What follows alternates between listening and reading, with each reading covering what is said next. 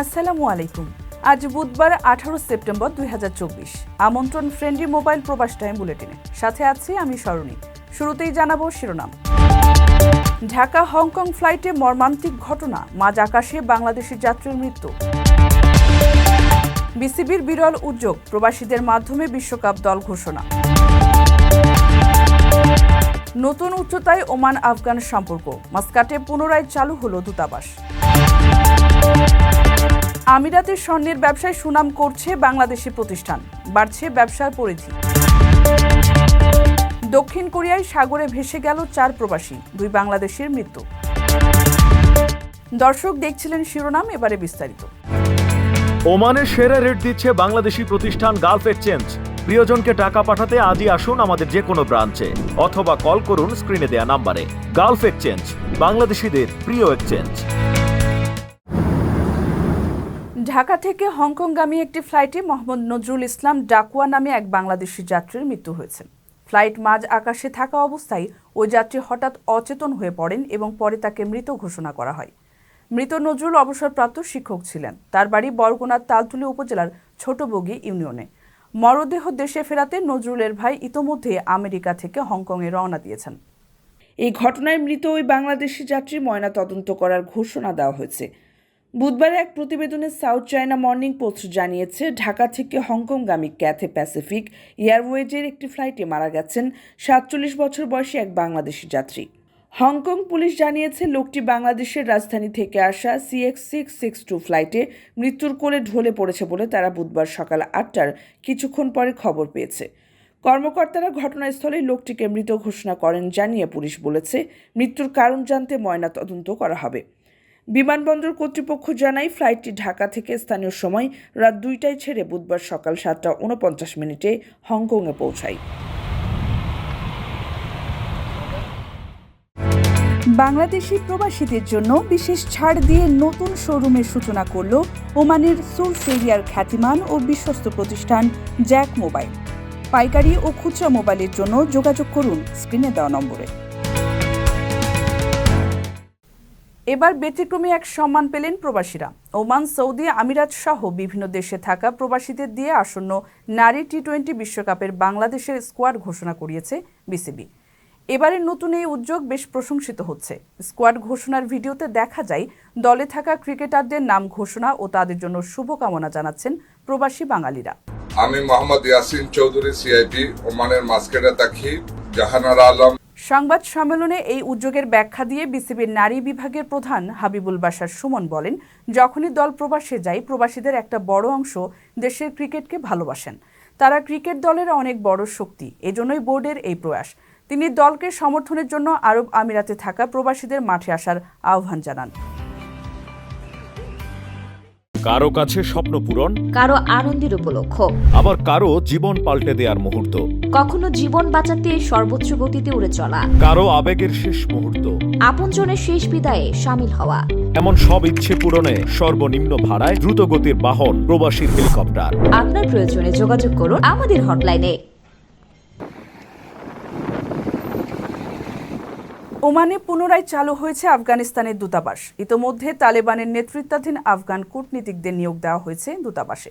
গত রবিবার থেকে আনুষ্ঠানিকভাবে এর কার্যক্রম চালু হয়। আফগানিস্তানের পররাষ্ট্র মন্ত্রণালয়ের ডেপুটি মুখপাত্র হাফিজ জিয়া আহমেদ তাকাল বিষয়টি নিশ্চিত করে জানিয়েছেন, এই পদক্ষেপটি কাবুল ও মাস্কাট উভয়ের মধ্যে ধর্মীয়, সামাজিক ও অর্থনৈতিকভাবে উল্লেখযোগ্য ভূমিকা পালন করবে। তথ্য অনুযায়ী ইমারাতে ইসলামিয়া আফগানিস্তানের প্রায় 38টি দূতাবাস ও কনসুলেট পৃথিবীর বিভিন্ন দেশে বর্তমানে চালু রয়েছে। মাস্কাটে তাদের কার্যক্রম পুনরায় শুরু করতে সহযোগিতা করায় ওমানের পররাষ্ট্র মন্ত্রণালয়ের প্রতি কৃতজ্ঞতা জানিয়েছে আফগান সরকার। প্রবাসীদের বিনিয়োগের শতভাগ নির্ভরযোগ্য প্রতিষ্ঠান প্রবাসীর সিটি লিমিটেড। এখানে বিনিয়োগ করে হালাল মুনাফা অর্জন করুন। আমিরাতে ব্যাপক জনপ্রিয়তা পাওয়ার পর নিজেদের কার্যক্রম বিশ্বব্যাপী ছড়িয়ে দিতে চলেছে বাংলাদেশি প্রতিষ্ঠান NRI জুয়েলারি। প্রতিষ্ঠানটি খুব দ্রুতই আঞ্চলিক শাখা বৃদ্ধির পাশাপাশি প্রথমবারের মতো যুক্তরাষ্ট্রেও বিক্রয় কেন্দ্র চালু করবে।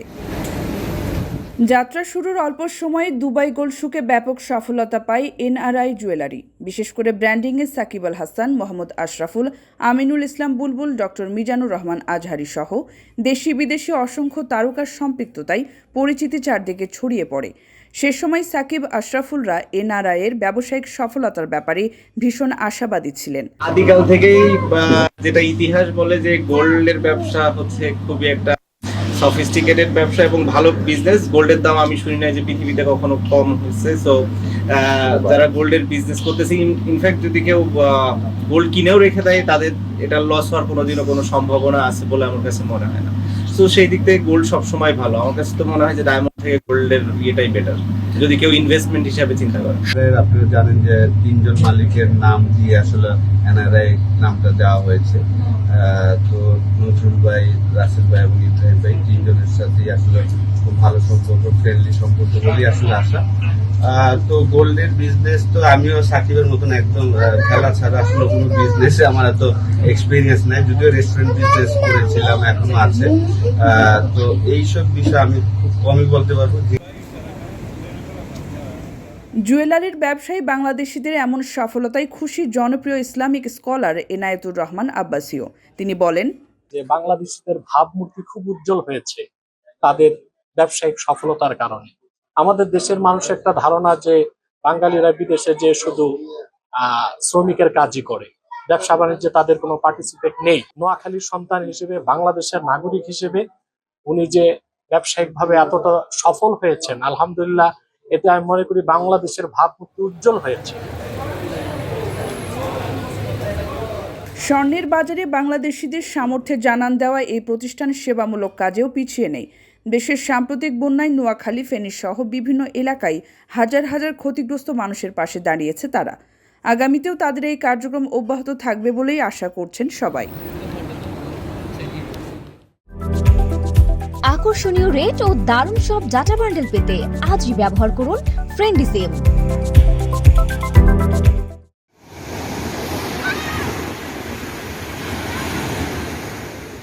দক্ষিণ কোরিয়ার বুসানে হিউন্দে সমুদ্র সৈকতে গোসল করতে গিয়ে 2 বাংলাদেশি সহ 4 জনের মৃত্যু হয়েছে। সোমবার স্থানীয় সময় দুপুর 2টার দিকে এ দুর্ঘটনা ঘটে। প্রাণ হারানো বাংলাদেশিরা হলেন সাকিবুর রহমান সঞ্জীব ও সৈকত হাসান শান্ত। অন্য 2 জন পাকিস্তান এবং লাওসের নাগরিক। জানা যায়, নবান্ন উৎসব উপলক্ষে টানা কিছুদিন বন্ধ থাকার কারণে কয়েকজন বন্ধুর সাথে কোরিয়ার জনপ্রিয় সমুদ্র সৈকত হিউন্দ বিচে ঘুরতে যান বাংলাদেশি সাকিবুর রহমান সঞ্জীব ও সৈকত হাসান শান্ত। বন্ধুদের সঙ্গে গোসল করতে নামেন তারাও। দুজনেই সাগরের তীব্র ঢেউর কারণে ভেসে অনেক দূরে চলে যান। পরে জরুরি সহায়তায় 119 নম্বরে ফোন করা হলে কিছুক্ষণের মধ্যে উদ্ধারকারী দল তাদের সমুদ্র থেকে তুলে নিয়ে আসে। কিন্তু ঘটনাস্থলেই মারা যান সঞ্জীব।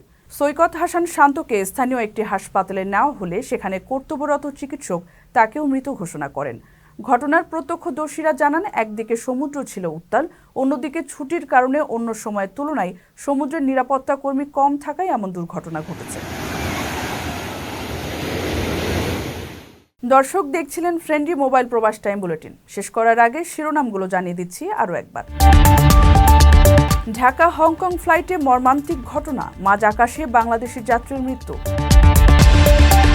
বিসিবির বিরল উদ্যোগ, প্রবাসীদের মাধ্যমে বিশ্বকাপ দল ঘোষণা।